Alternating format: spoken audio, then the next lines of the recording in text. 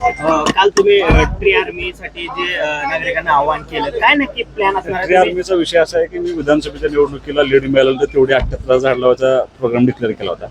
परत काय लक्षात असं आलं की जर लोकांना यात इन्व्हॉल्व करून घेतलं तर ती यशस्वी होऊ शकते. फक्त लावून सोडून देणं ह्यात काय अर्थ नाही. झाडं जगली पाहिजेत या हेतून आम्ही तो सगळा प्रयोग केलाय. ट्री आर्मी ह्या झाडांची एक आर्मी तयार करून लोकांना ह्यात इन्व्हॉल्व करून 78,000 झाडं ही माझा संकल्प आहे. पण त्याहीपेक्षा लोक जर काही वेगळे करत असतील तर शेवटी असं त्याचा परिणाम होत असतो. आज प्रशासनानं सुरुवात करतानाच कार्यक्रमाला वडाचं झाड लावून आपण त्या ठिकाणी सुरुवात केली आणि आम्हाला त्या ट्री आर्मीच्या अकाउंटला जो फॉलो करेल त्याच्या नावानं आम्ही झाड लावतोय किंवा तुम्ही जागा दाखवायची, आम्ही झाड लावायचं. आणि मियावाकी जंगल आम्ही फॉरेस्ट डिपार्टमेंट आमच्या काही ग्रामपंचायतच्या आमची गायरान शिल्लक असेल त्या ठिकाणी आम्ही त्या मियावाकी जंगल उभा करतोय. पाठीमागचे एक इव्हेंट आपल्या शेतकरी कार्यक्रम झाला महाराज त्याची अजून दाखली मिळाली अजून मिळालेलं नाही. तसं असेल तर मी लगेच सांगतो. हे मुळात नाही इव्हेंट नाही. आता आम्ही तुम्हाला जे त्या दिवशी पण मी बैठकीत सांगितलं असं की वास्तव असं की हा थोडंसं आमची शासनाची भूमिका अशी आहे की तिथे लाभ मिळाला पाहिजे.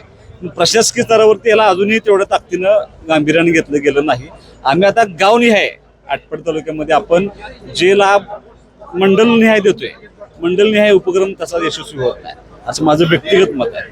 आपण मंडलनिहाय जाऊन 6-7 दिवस आधी आपल्या लोकांना सगळ्यांना एकत्र करून तिथल्या लाभार्थ्यांना त्यांचे कागदपत्र गोळा करून तिथं जागेवर देता येते का यासाठी आपण पुढच्या एवढी लग्न संपली माझी 16 तारखेनंतर की आपण चालू करतो. एप्रिल महिन्यात टेंबूचं पाणी आटपाडी तालुक्यामध्ये येत होतं. आता मे संपत आलं तरी काही ठिकाणी अजून नाही असं कुठं नाही पाणी.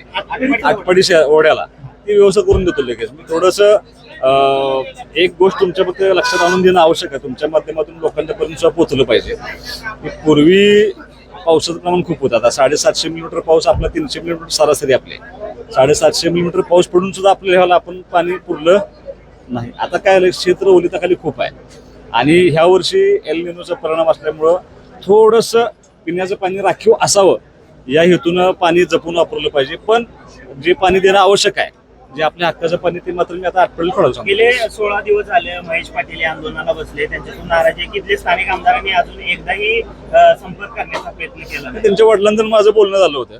संपर्क करण्याचा प्रयत्न केला नाही. त्या पाठीमाग कारण एवढं आहे की दिवसात 40 लग्न मला एकट्याला अटेंड करायला लागतं. त्यामुळे मी सकाळी 8ला सुरुवात करतो, रात्री 11 पर्यंत असतो. महेश पाटलांची जी भूमिका आहे ती भूमिका त्याचा निर्णय मला असं वाटतं की मुळात तो भावनिक विषय आहे.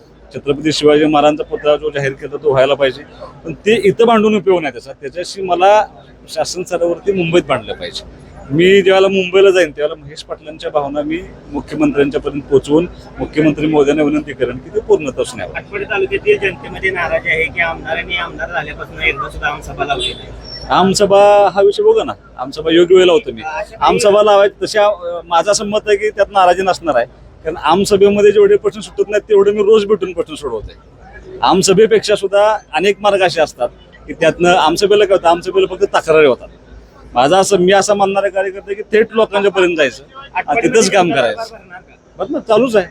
रोज आठवड्यातनं एकदा मी ज्या रस्त्याला जनता दरबार असतो किंवा माझे तालुक्यातील जनता असं काय नाही. जो तुम्हाला असं वाटतं, तुम्ही माझ्यापर्यंत रोज येत नाही त्यामुळे तुम्हाला तसं वाटतं. तुम्ही जर माझ्या घरी सकाळी आला तर तुम्हाला रोज 300 लोक सकाळी 8 वाजल्यापासून 11 वाजेपर्यंत तुम्हाला दिसतील. त्यातले किमान 200 लोक आटपाडीचे असतात.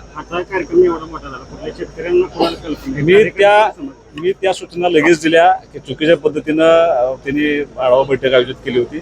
शेतकऱ्यांना सूचना दिल्याशिवाय बैठक आयोजित करूच नये. कृषी सेवा केंद्रवाले त्या ठिकाणी पाहिजेत. कुणाकडं किती खताचा साठा आहे काय, आज फक्त त्यांचं मी आता तांत्रिक स्वरूपात घेतला आढावा. 15 दिवसात आम्ही परत बैठक घेतो. अशा काही प्रतिक्रिया उमटत आहेत की आमदाराचा या प्रशासनावरती होल्ड नाही. तुमची प्रतिक्रिया तशी असू शकते. कामं होत नाहीत लोकांची. असं अधिकारी आहेत ते असं अडवून टाकतात काम. अशी बरीच कामं आहेत. कोणाचं ऐकतात मग माहिती घेतो लगेच.